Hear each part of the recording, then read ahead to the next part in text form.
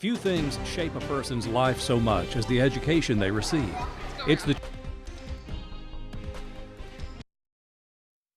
Few things shape a person's life so much as the education they receive. It's the chance to have a lasting influence. Yeah, sometimes I think, man, I could be making more money, but yet I wouldn't be impacting lives the way I get to here. Equipping our children with the knowledge and skills they need to succeed and continue on a path of lifelong learning is a years-long endeavor. The foundation starts in the home and the community and extends into the classroom. We want every child to know that they're loved and they're valued and they're important. But figuring out the best way to do it is often a point of contentious debate. From basic learning skills to funding, leadership, job and college prep, it's a multifaceted task with no easy solutions. Tonight, we're hosting a conversation on the state of education in Hamilton County. We'll take a look at where we are, what's working, and what we can do better to make sure all Hamilton County students have the best possible start in life. Good evening, everyone. Welcome to our town hall meeting, the State of Education. I'm David Carroll with Dave Flessner from the Chattanooga Times Free Press. Great to be here. Ready for action? I am. Well, we've got a lot to talk about and a lot to learn during this next hour. Now, if you have a question that you'd like to address this evening, you can ask it on social media with the hashtag StateOfEd. It's a good way for those of you at home to be involved in the conversation.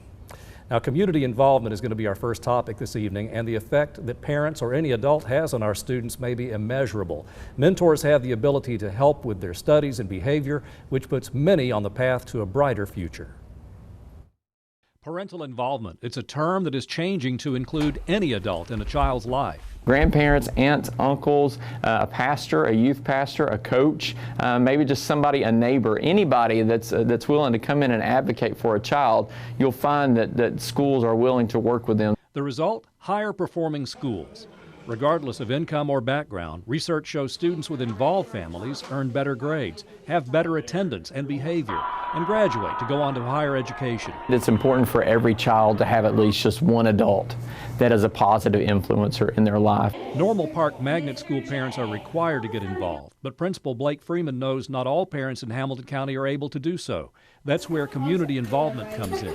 When people of that nature, a coach, a pastor, somebody else that's important to that child in their life can come in and share with that student the significance of education, they may be able to reach them in a way that people at the school can't. Organizations across Hamilton County step up to fill the gap, from the Rolls in Avondale, who come out of pocket to serve breakfast to kids in their neighborhood. Children need to be fed. They need food, but they not only get food, they get spiritual feedings also. To Westside Boxing, where Joe Smith battles to keep students from falling into the wrong crowd. Boxing is just one of the many tools that we utilize to be able to help that young person turn his behavior around before we read about him in the newspaper being shot or shooting somebody. Freeman says no matter the neighborhood, there is student need. I think together, if we work and towards a positive outcome for our kids, the sky's the limit when it comes to the future of Chattanooga. So that's where we begin our discussion this evening, and joining me on the panel for our first segment, we have Chris Earl, who's the most recently a principal at Dalewood Middle School, the new principal at Howard. Congratulations on that, Chris. Edna Varner, who's an education consultant with the Public Education Foundation. Jared Bigham, coordinator of Chattanooga 2.0, and Elizabeth Cruz, the executive director of Unify Ed. Thanks for being a part of our first panel this evening. All right, I'm going to get started with this, Jared. This is something that I've been on a little bit of a soapbox about for the past few months. When you look at the numbers, Hamilton County Schools, almost 44,000 students, more than 3,000 teachers, 184 administrators. You know, this is a big organization, a large school district. Mm-hmm. What can we do when it comes to parental involvement to make everybody feel like they have a stake, that they're not part of something big, but of something in their community? Yeah. It's like Tennessee football. You can't have enough of it, David. It's ongoing.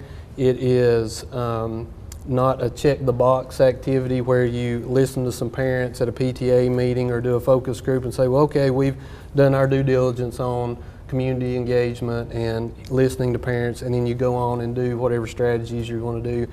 it's an open line of communication that doesn't end. It's constantly evolving as strategies evolve and the landscape evolves. And Elizabeth, you've made it part of your mission the past few years to do just that, to get parents involved. It's not easy, is it? Absolutely. No, I was telling Dave, our two kind of targets are parents and teachers, and they're the two busiest groups of people out there. So getting parents involved and keeping them involved is very key and also very difficult. One thing that we're looking at and trying to do is something called the community school model, where you develop a community school council that is actually given a little power. So, you know, community and parent involvement is a two-way street. People don't want to get involved if they feel like they're not going to be able to change things. So giving them power to have a say in the way school is run is key to getting them involved and keeping them involved. And over to my right, I have a couple of administrators, one former, one current. Both of them have dealt with the issues of just trying to get parents drawn into the schools. Edna Varner, you've been around at many schools, you're still involved in consulting.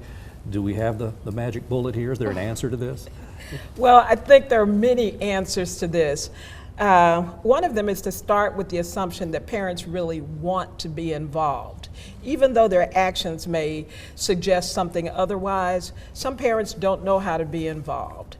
And so because they don't know how to be involved, they're the ones who don't show up. I think what we do when that happens is we have all of these great intentions and we have extraordinary programs around the county, but those programs bypass the parents. So you've got folks, mentors, and all of this is great, but they're out there working directly with kids and leaving parents out of the loop. So we have to find other ways to bring parents into the loop, and there are many ways we can do that. Chris Earl has been at Dalewood the past few years and has just switched over to Howard. You know, you're right there on the front lines right now. What do you see? What would you like for the community to know about the challenges you're facing every day, just getting the community involved?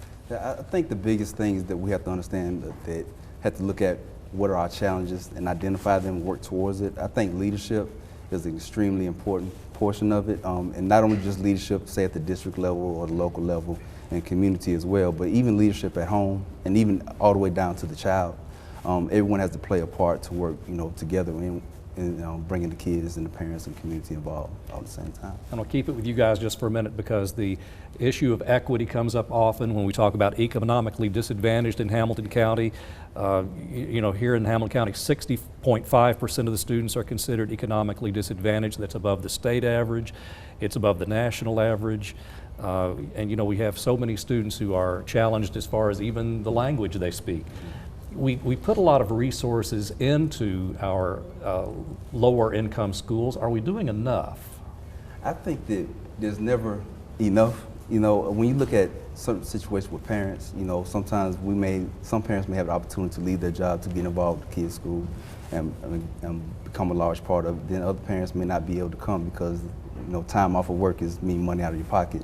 And then if you're already in a situation where if you're leaving work and that, you know, affects your income, when you need every little piece that comes in, you know, those are things that have to be considered when you're trying to plan events at the school to get parents involved and get that correlation going. And Edna, I keep hearing parents say, you know, I'd like to get involved, I can't get off work.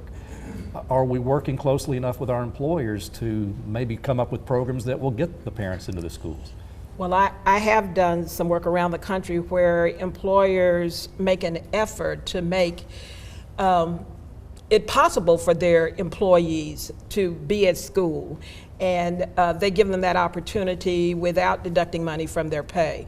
There are also other opportunities. There's after school time when parents are available, but it's all about giving parents something they can do. And parents, many of them think, well, I'm not educated, I didn't go to college, so there's no way I can help. But a week ago, I was doing some work with foster grandparents who wanted to know how they could help children with reading comprehension. And we took the story of Cinderella, and we just talked about what questions would you have? And they were coming up with extraordinary questions like, well, why would this guy marry a woman so soon after his wife died? And all of the kinds of questions that you would want children to engage with adults around. And so it was just so simple. They were really excited about just some simple comprehension skills that they could use. So we've got to, you were talking about resources. resources are great, but we've got to think about different ways to use the resources to engage parents. You know, Jared, every time you folks at 2.0 come forward and make a public statement, there's always someone in the crowd who goes, well, you're just asking for more money. You know, they just want more money. Or, as she mentioned, we have resources available, we have money available. What can we be doing differently? Some of it's about how we allocate money, and some of it's about just sweat equity, that people that are willing within the community to give time with mentoring programs, businesses that are willing to give time to engage teachers on what their expectation for the workforce is.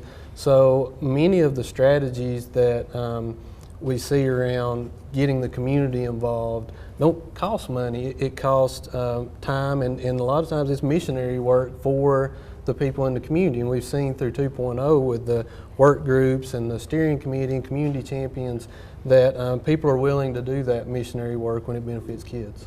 Elizabeth, from your work with Unify Ed, do you feel like we have a welcoming school district? Do you feel like that parents feel welcome when they want to get involved? That's a tough question. I think it depends on the school.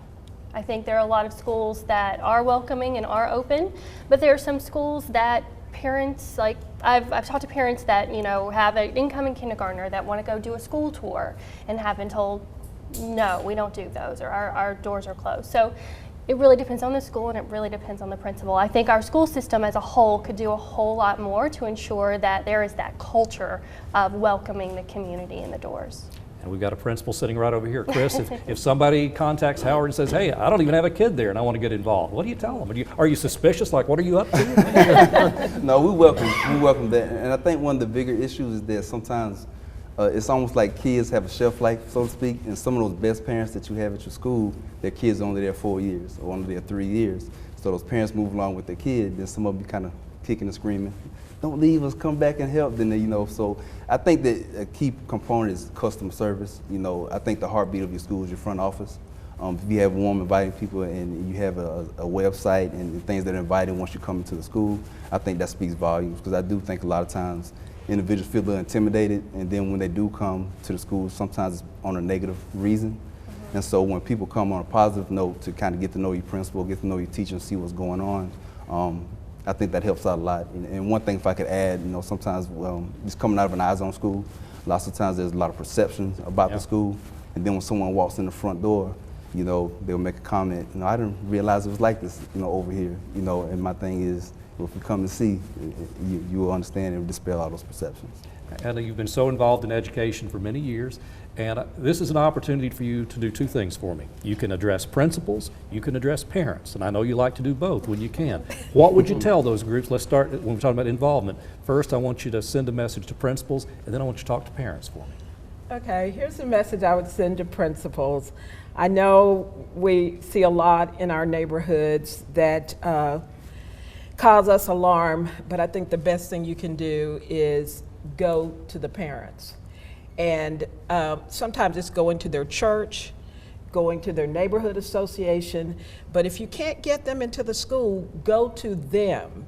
And then once they get an opportunity to meet you and to get that welcome, then you're much more likely to get them to come to the school.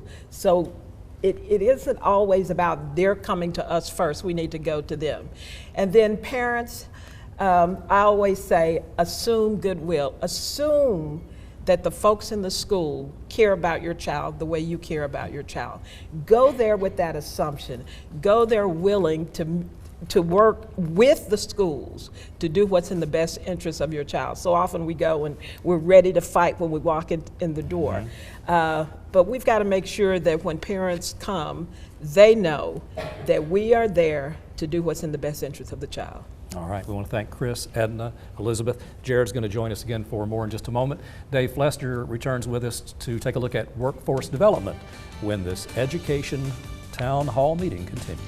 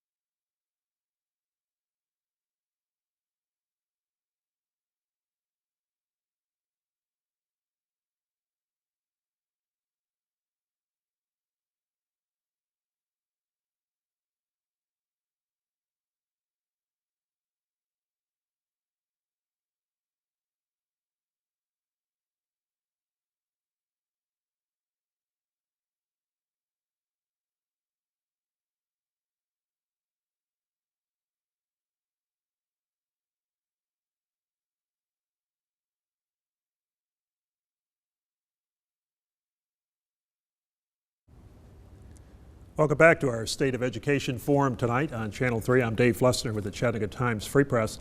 And in this segment, we want to look at the question of whether our schools are doing enough adequately to prepare students and graduates for the jobs of the 21st century economy.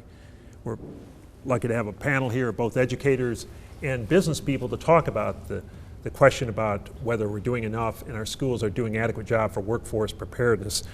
Dr. Bingham's still with us. Brian, Brian Robinson, I apologize, from Tyner High School, a mechatronics teacher there that's done an interesting pioneering work we'll learn about, and David Steele, the Vice President of Public Affairs from the Chattanooga Area Chamber of Commerce, representing the business community as we talk about the question of workforce preparedness. The Education 2.0 study that Dr. Bingham authored talked about the fact that 83% of the jobs that are paying a livable wage of at least $35,000 a year require some kind of post-secondary education, a certification or a bachelor's or master's degree. That could be anything from a 12-week CDL driver's license to an advanced degree. But only 35% of our students coming out of our high schools in Hamilton County now have any kind of post-secondary certification. That skills gap between the 35% and the 83% that are necessary to meet the jobs of the future creates a real question for our future and for the workforce demands of our area. So to talk about that, let's ask David Steele. You represented the Chamber over 2,000 businesses. We're at a time now, I think the jobless rate in Hamilton County is the lowest in 15 years. Are employers able to get adequate workers in the current environment? Well, I think there's some mixed results on that. Obviously, it's encouraging to see low unemployment, but we do have people who've dropped out of the workforce and no longer seeking employment, so that's an area for concern. It's also the case that a lot of the jobs that are being filled locally are being filled by people who are brought in, imports. And some of that is healthy, but we don't want that to be at the expense of the vitality of the local community. So it's a little bit of a mixed bag there, and a big part of what we're engaged in with 2.0 is really looking for the future, not just planning for today's needs. Are schools doing enough to meet the demand? They're doing a lot. I think we're all in agreement that as a community we can do more. Brian Robinson, one of the things that's happening is this effort to try to provide some technical skills. You pioneered an interesting project, mechatronics, at Tyner High School, that's providing some people for the technical skills we need in the growing automotive industry here. Talk about your program there, what you've been able to do, and what your placement rate's been for some of the students that you're starting to begin to train. The mechatronics program was something that just, I guess, presented itself unknowingly, and the opportunity was there to help provide more training for tomorrow's workforce. Seen a lot of industry noticing the lack of training, the lack of knowledge for the next generation coming into the workforce, and that's what kind of stemmed me to push for this program, was to give students the opportunity and the exposure to what's needed today, not last year, not last week, but today. As we know, technology changes as we sit here, so to train a kid today almost they're obsolete in a year without being trained, or at least exposed to what's out there. So we've done a lot with that, and trying to show kids what they're learning now to be connected to a job placement. You're working with Gestamp at yeah, Tyner, yeah, Volkswagen, we Volkswagen worked Academy? with Gestamp has stepped up as one of the first companies to really see the benefit in the program. Basically, they're, like he said, is a lot of industry hired a lot of people and laid off a lot of people because of the lack of experience, had to outsource, had to find workers from other places. And so if that's the issue, then we're defeating the purpose of, I guess, having a sustainable workforce in Chattanooga. And for me, that was an opportunity to take these students and show them what's after high school. It's not McDonald's, Taco Bell, nothing's wrong with that, but we need people with good skills and soft skills to know how to sell their self. I mean, you could have the smartest kid in the world that could repair anything, but if he can't tell you what he can do, then you'll never know. Dr. Bingham, how do we do more to get those coming out of high school to continue their education and be lifetime learners that we need in today's economy? It's two imperatives, Dave. You've got an economic imperative to create the opportunities. Then you've got a moral imperative to help all students access those opportunities. And so that starts at a very early age, even at middle school, in career exploration, and in high school helping develop that even more to see what's out there locally, what's out there state, nationally, and then to foster that interest in different careers, whether it's a technical path, it's a 4-year path. I think to a degree in our state we swung the pendulum a little bit too far towards the 4-year degree path, that we need to look at our workforce needs and student interest in advanced manufacturing, in the healthcare industry, and information systems. These are good paying jobs that hold kids' interest that require limited training. And so we need to help foster some of those pathways as well. We're seeing in Tennessee promised by the governor is 2 years of free education. Does that help to meet this? Absolutely helps. I mean, there's a lot of state policy right now that to leverage locally within our high schools, within our junior college at Chattanooga State. The TCAT are doing a phenomenal job of creating programs for students to meet local needs. And we're enrolling a lot of kids. We just need to do a better job of graduating kids and supporting them through that post-secondary experience. David, another concern some employers voice is the question of soft skills, people skills. Are schools doing enough, and is that their responsibility to teach people to communicate and have good manners and respect people? Well, I think that's the responsibility of the entire community. Families certainly play a part, and that's where it starts. It takes place in churches, it takes place in summer jobs, it certainly needs to take place in the classroom as well. And we've got educators throughout the county who in fact are committed to that. But again, there's an opportunity for us to do more, and we're recognizing, because that's not one of the things that we've been testing for at the state level or nationally, it's kind of tended to fall through the cracks. And we're recognizing that that's a big, big deal, because as we heard moments ago, you can train somebody for a job, but the demands for that job, the technical demands, are going to evolve over time. Soft skills are fairly stable. And so that's a definite opportunity. The other thing that I'd point out is you mentioned that the Chamber has 2,000 members. Those members employ 80,000 people, and thousands of those people are parents and products of our local schools. So the problems that we're talking about taking on are not a case of business putting demands on the school system or parents arguing with schools. It's a case of the community really seeing an opportunity to pull together and tackle some big problems. What can the business community do to help education, you think? Well, you heard Ms. Varner talk about the opportunity to encourage employees to take an active interest in their children's education. We already know that there are many, many examples of businesses across the county who are partnering with schools in the area, and it could be everything from a full-blown Adopt a School program or the partnership with a mechatronics academy, or it could be going and reading at the local first grade classroom or kindergarten classroom, sponsoring donuts for teachers, all sorts of things. And we're looking as a chamber to add to that energy and capitalize on that and see opportunities to encourage our members to do more. Thank you, David, Brian, Jared, appreciate it. In a moment we'll be back, and David Carroll will be back to talk about recruiting teachers.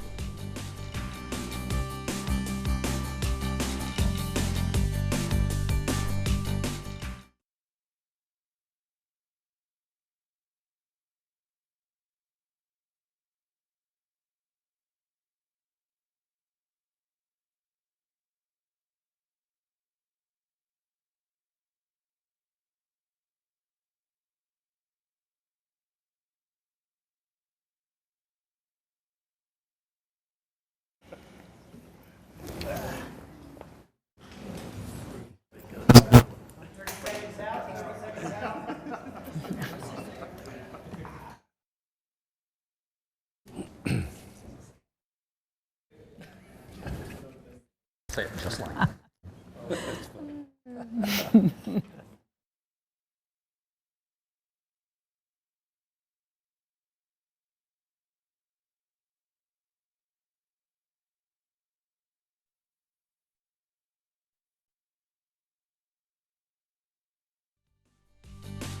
Welcome back to Channel 3 and the Chattanooga Times Free Press Education Town Hall on the state of education here in Hamilton County. And joining me for this segment on recruiting teachers, we have with us Valerie Rutledge, who is the Dean of Education at UTC, and also Dr. Kirk Kelly, who is our interim superintendent here in Hamilton County.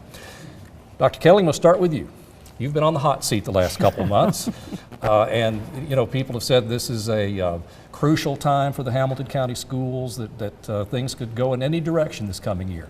When it comes to teacher recruitment, tell us about the state of our faculties in Hamilton County right now. You feel good about them? We feel good. We feel that our principals are doing a great job of hiring the people that they need for their building, and also the training that we're getting. We got a great partnership with UTC. We hire about 350 new teachers each year. That's what we did last year. Most of those are coming from UTC, so we're working with UTC and going to continue to work with them to make sure that we're getting their students into our classrooms so that they can get on the job training and being involved with students. So we're feeling good, and we feel that by the time school starts, we will have everybody staffed and be ready to go for opening day.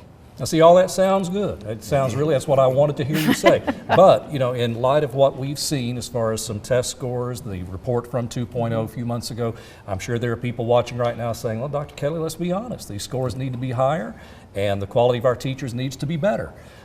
Do you agree with that? Do you feel like we've got some work to do? We got some work to do. We need our scores to be higher, and we got some work to do with our teachers. And one of the things that we're looking to really do is create engagement so that students are really wanting to learn and come in and have that desire to seek knowledge. And so in order to do that, we got to train our teachers.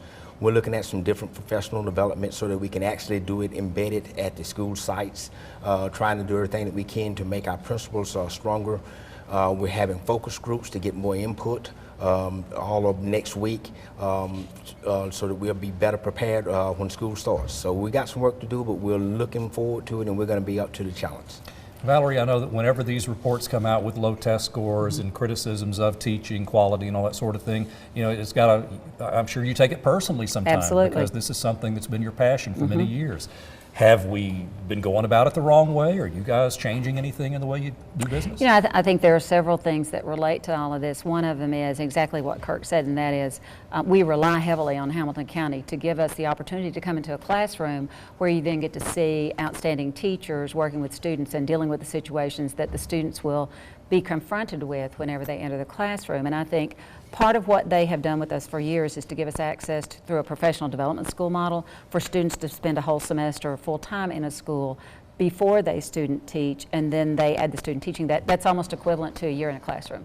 I think the important piece of that is you can teach theory in a college classroom, but you've absolutely got to be in a school classroom to see how does that look on the ground and how does that work with the students you may see, and then what adjustments do you need to make. And I think that's where we are both trying to really look at opportunities for us to partner and produce as strong a candidate as possible that's ready to walk into that classroom well prepared.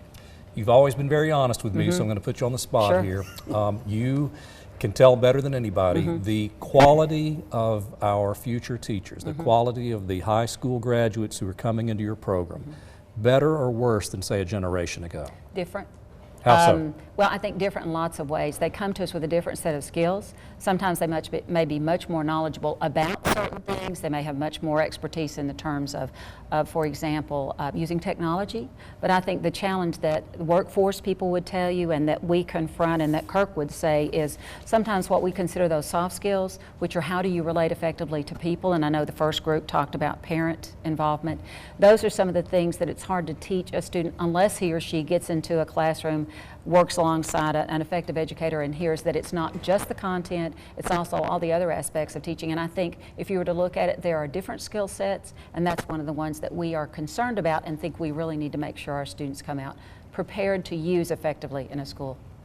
Dr. Kelly, the topic of teacher salaries and teacher pay comes up very often, and it seems like most of the time the stories you hear from people are, well, we're not paying our teachers enough, we're going to have to pay teachers better to recruit and keep better ones. The starting salary, according to your office, for a teacher with no experience and a bachelor's degree is $37,501 a year. The average salary for a Hamilton County teacher is in the neighborhood of $55,000 a year. Again, there are some people watching right now saying, not bad. You know, I wouldn't mind coming out of college making $37,000 a year, or you know, $55,000 is a decent salary. Looking at it from that perspective, is that really the problem? Well, a couple of things that go into play. That salary is about in the mid-30s in terms of when you rank it within the state. Our in terms of the reason that we're having to do so much with the university is our recruiting process, we're limited. And we've been using funds from Title II. So if we go back 2 years ago, we roughly had a recruiting budget around $20,000. That was cut with federal cuts to $10,000. And so right now we're about $5,000 and we can get some other funds. So our recruiting process is going to be limited. So what we're doing is working with the university to try to do better. And when you look at that salary, you do have other places that will pay more. One of the problems that comes up sometime is when you go and a district is actually able to pay a signing bonus, which we're not able to do. And so that's the reason that we're looking at bringing in our people, working with the university, and then trying to provide the best training that we can once we get them within the system. Valerie, do teachers go into this for the money? I don't think so, but I do think they go into it because they think this is either a calling for them or this is the place they can see themselves making a difference. I mean, what could make you feel better than walking out into something, see someone very successful saying, you were my teacher and you're part of the reason that I'm here right now. And I think most of the people who go into education or who dedicate their lives to it see that as something they would all look forward to and would value, because that would be proof, not economic proof, but proof personally that they had been successful. When I go into elementary and middle schools in particular, I don't see many male teachers. Is there a cure for that, Dr. Kelly? Recruitment. And one of the things that we're looking at doing and working, again, partnering with the university, and that would be actually going and looking at people who may be in what we call a hard-to-staff field, such as math or science, and seeing if they would have that desire to become educators. And if so, tapping them to try to get training and actually change their major and become a teacher. We do have more females than we do males within the school system. And Valerie, I'm going to give you the last word, as I did Edna Varner a few moments ago. You have a chance to talk to, there are middle school students, high school students, maybe college students watching. You're out there trying to find good teachers. What would you tell these young people if they have any inkling at all they might want to do this someday? I would think 2 or 3 things. Number one would be there is no greater opportunity to make a difference in a person's life than to be an effective teacher, so that years later they come back and say, yes, I'm a doctor, I'm an astronaut, I'm a lawyer, but I'm there because of what you did for me. And I think that's the appeal. And if you see yourselves looking forward to a future that proves to you you made a difference, that's clearly going to be teaching. Valerie Copeland Rutledge and Dr. Kirk Kelly, thank you very much. We're going to take a break just for a moment. Later on in the broadcast, we will be having some questions that have been submitted by our audience, and we're going to be talking about funding in just a moment.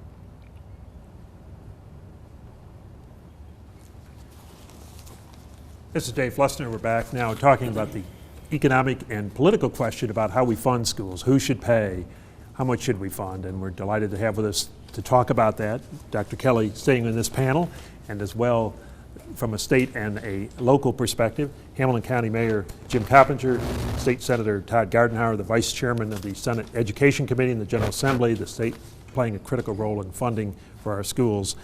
In Hamilton County, we spend over $9,700 a year for the average pupil. That's more than what's spent in Knoxville, less than what's spent in Nashville and Memphis. It's more than spent in most of the world, but less than it's spent in the U.S. average.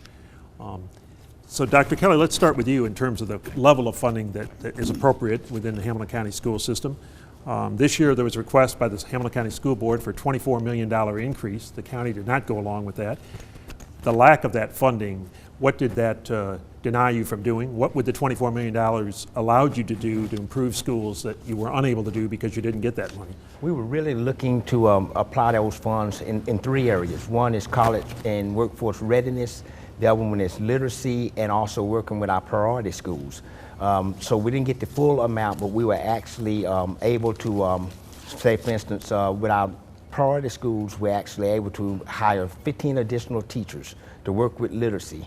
Our original plans would actually have 46, which would have put someone in all of the elementary schools. So what the school board did was looked at need, and we put it in the places where we had the greatest need, but we would love to have been able to put it in all of our schools. So that limited us to some degree. Mayor Coppinger, you haven't had a property tax increase in 11 years. There was a request for additional money. The county didn't go along with that. Have we shortchanged our schools in any way?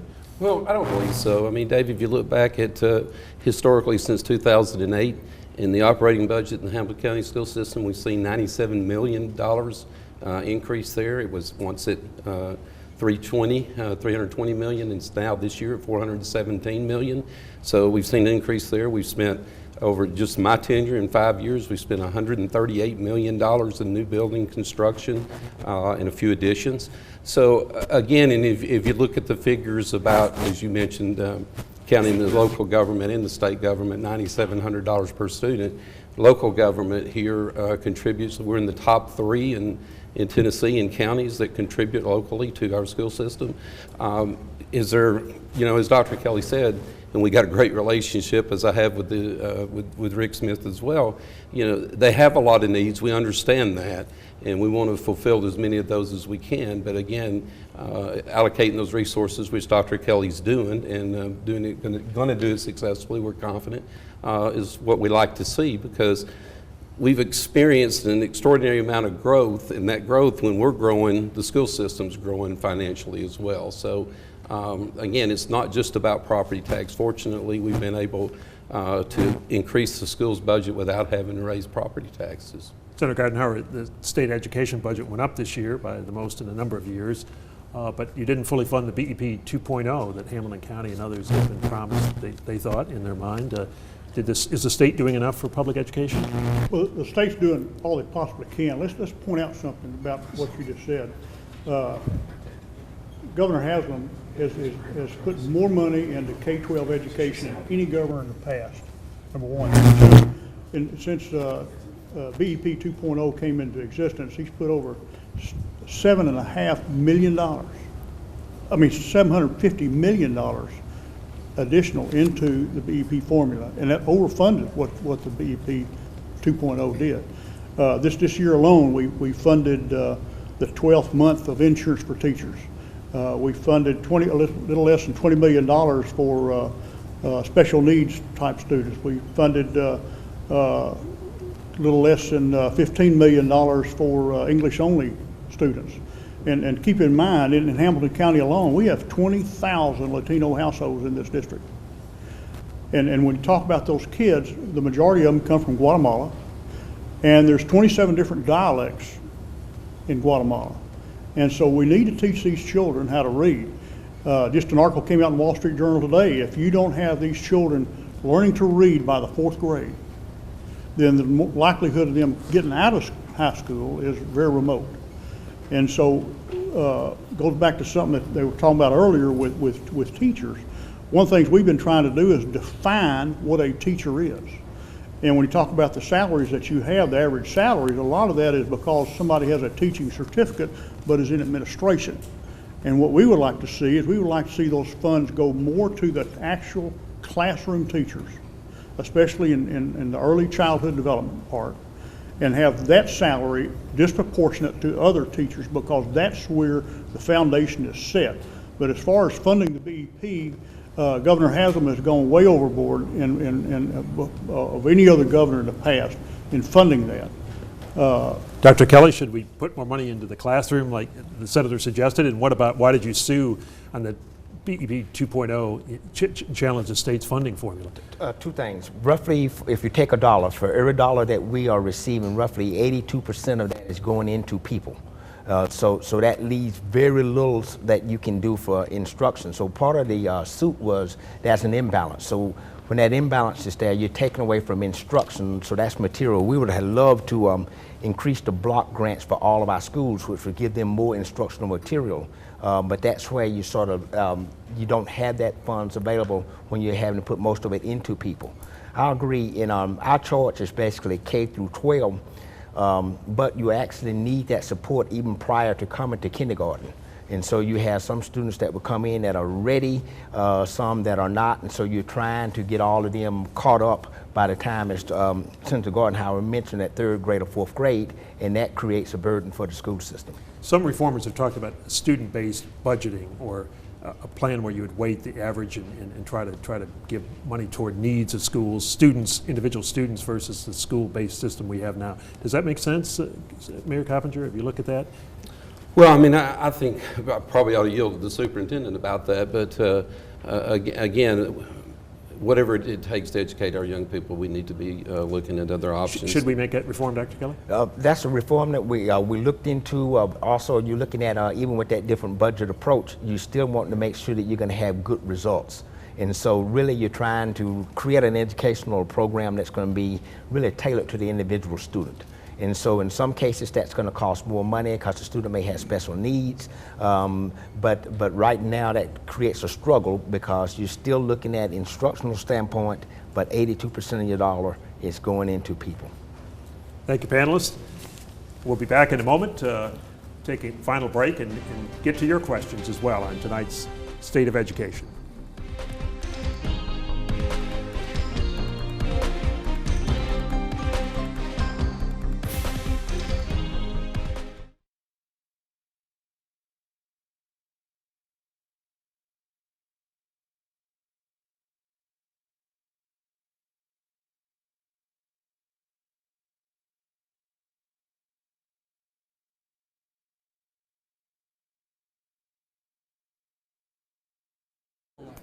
I mean, it's like 40 seconds.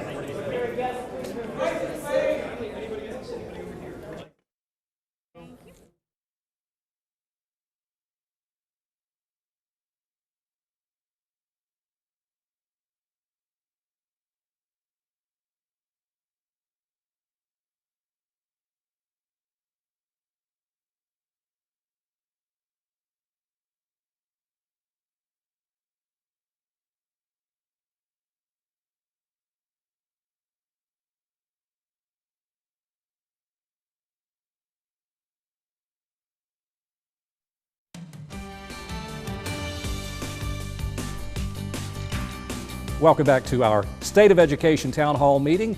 Joining us now to talk about zoned school alternatives are Dr. Bill Stacy, formerly headmaster at Baylor and also chancellor at UTC, Dr. Elaine Swafford, who is the executive director of the Chattanooga Girls Leadership Academy, and Tony Donan.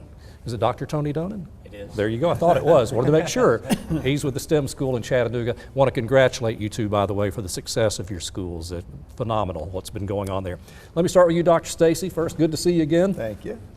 I've heard Chattanooga and Hamilton County referred to as private school territory, and that private schools are part of the problem as far as funding for and support for Hamilton County schools. You go along with that?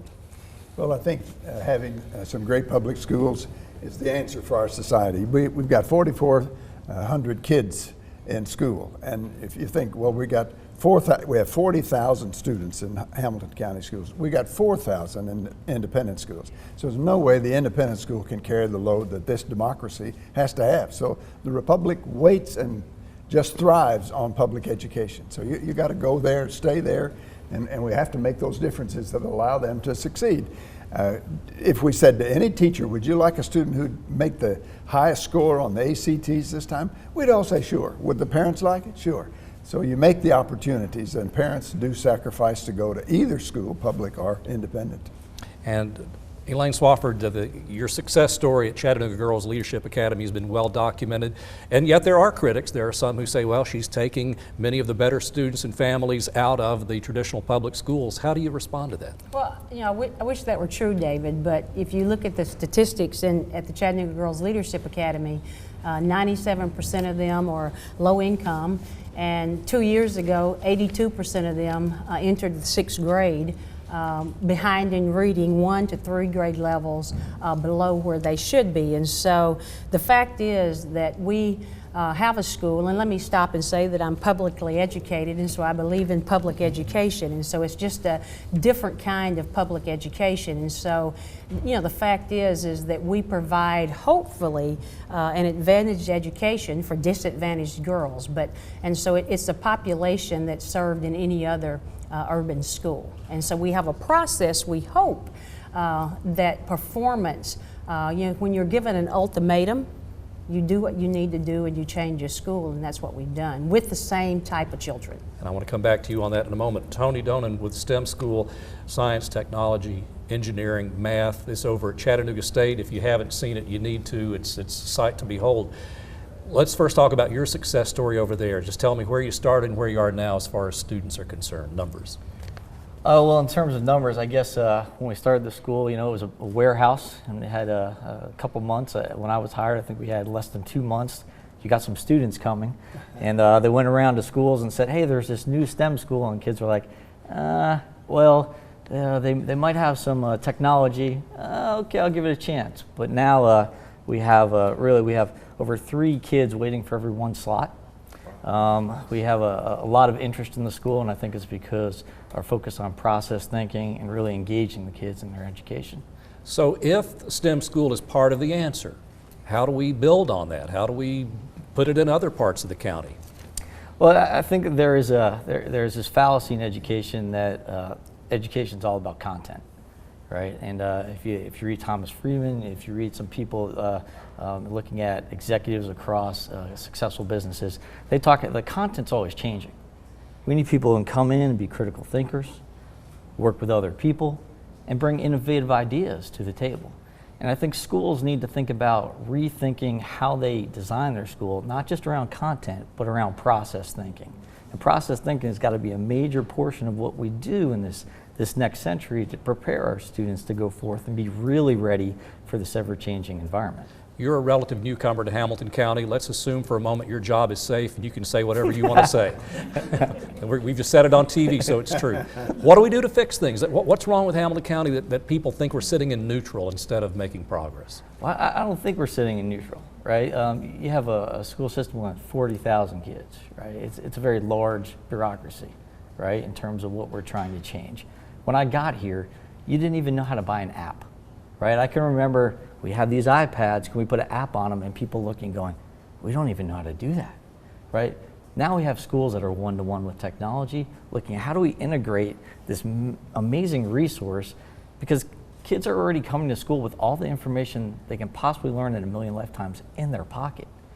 How do we re-look at education to use that access and make them go, okay, I'm not just about learning this set content, I'm learning about how to learn content, because as it changes, I need to be able to learn, unlearn, and relearn the new content. I like to use coding as a simple way.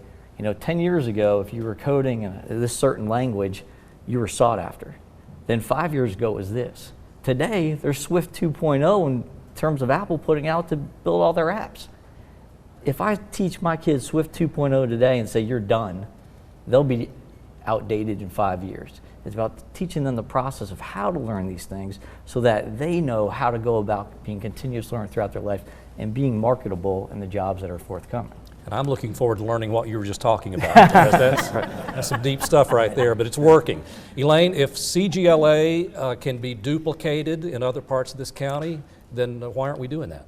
Well, you know, I think that it can be replicated and duplicated. You know, we've been, the first year it was, we did it and maybe it was a fluke, but you get 3 years later and it's a process and it's assessments and it's really holding people accountable. And so, you know, one of the things that there's 2 things. One, I was watching a commercial the other day on H.H. Gregg and they said we've got FOBO, fear of better options, right? And so maybe we need to take a look at, maybe it's a magnet, maybe it's a public charter, we're a public school, maybe it's a high-performing public school. And so you take what's working from all the schools, but I think the second thing is that you take high-performing leaders that are experienced and you make sure you put those high-performing leaders in your lowest performing schools, number one. And number two, I think that you have highly effective teachers with good PD. I think the superintendent talked about that earlier.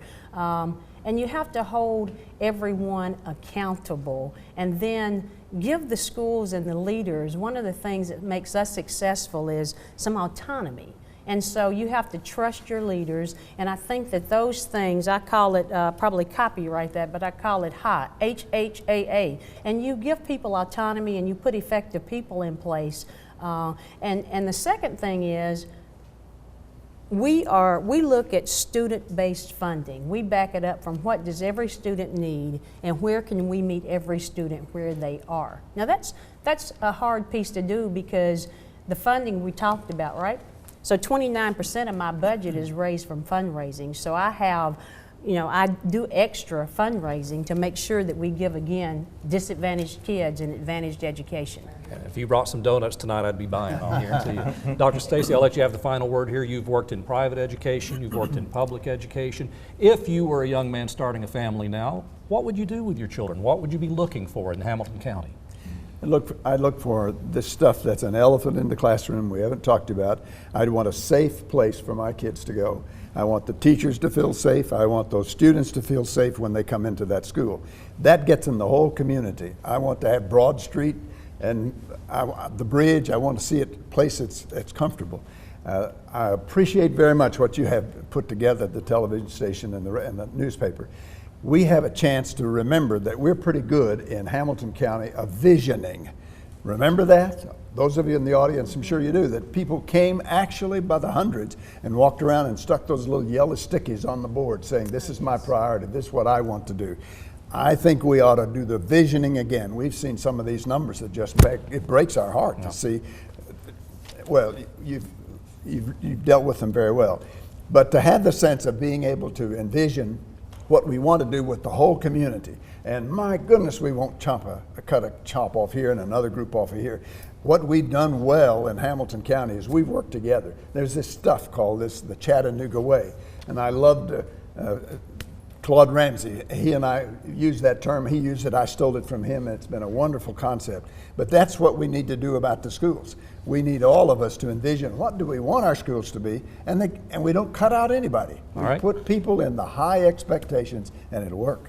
Dr. Stacy, Dr. Swafford, Dr. Donen, thank you very much. We're coming back to answer your questions right after this.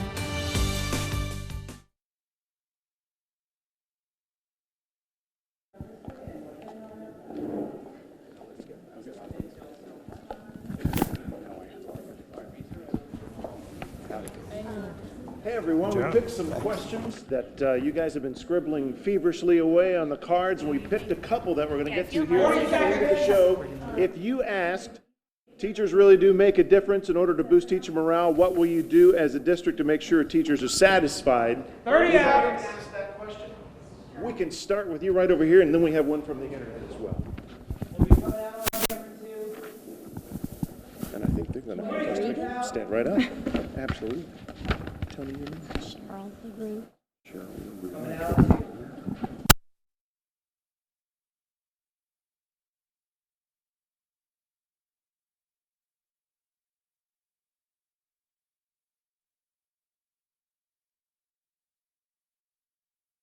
We have questions from the audience. Here's your friend and mine, Greg Glover. Thanks, David. We've gathered questions all through the evening, and we picked a couple to get to here at the end of the show. Introduce yourself. Cheryl. If we have a question, I think we'll direct this one to Elizabeth Cruz. We'll get it on in. Would you go right ahead? Mike G. I'm a retired teacher, so I know that happy students require happy teachers. Teachers really do make a difference. In order to vote teacher morale, what we do as a district to make sure our teachers are satisfied, the salary increase will help, but that's not quite all that teachers need in order to retain teachers. Absolutely. Thank you for the question. A couple things. So, autonomy. We always hear teachers talk about they need autonomy to be able to teach the students that are in front of them in a classroom, and they can't have dictates from the state or dictates from central office really telling them how they as a professional know how to teach. Second thing is new teachers. We know that nationally 50% of teachers leave in the first 5 years because they don't necessarily have the support that they need to be successful. So in some of our schools we have really great mentorship programs, but we need great mentorship programs all across the system to ensure that we get those new teachers in, we get them the support that they need to be successful. Thank you, Elizabeth. You're welcome. Another question, this one from the Times Free Press website. This one comes in, it says, many reports state that 15,000 jobs cannot be filled because of apparent lack of skills. Well, the question is, what exactly are the skills that the students are lacking? We'll direct this one to the Chamber Representative, Dave Steele. Well, I think the answer to that varies quite widely. In some cases, it's specific technical training, and that can occasionally be delivered within the context of traditional high school setting. In other cases, it's additional training beyond that, such as a certificate or some sort of advanced degree, anything from the associate's degree to the bachelor's level or beyond. So it's not that it's training that's impossible to obtain, it's just not that we're set up to deliver it right now as a community.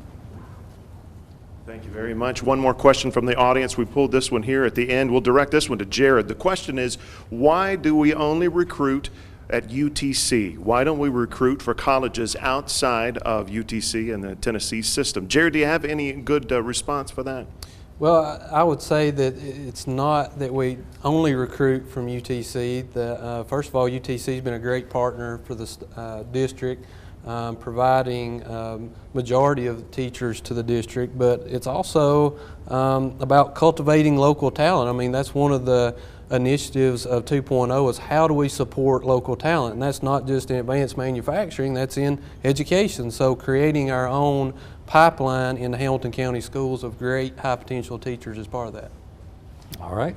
We have a few minutes left, and I'll close with a couple of questions here for our panel in general. There's a superintendent search going on, maybe. Dr. Kirk Kelly is our interim superintendent. We have several school board members and some candidates for school board in the audience, and the discussion has been going on as to when and how a superintendent search will be conducted. Let me get your opinions. I'll start with you, Dave Steele. How important is that to Hamilton County right now? Should we be in a hurry, or should we be kind of leaning back, taking it easy, letting things come as they may? I don't know that anybody in our entire community is inclined to lean back and take things easy. That doesn't necessarily mean that we need to be in a rush.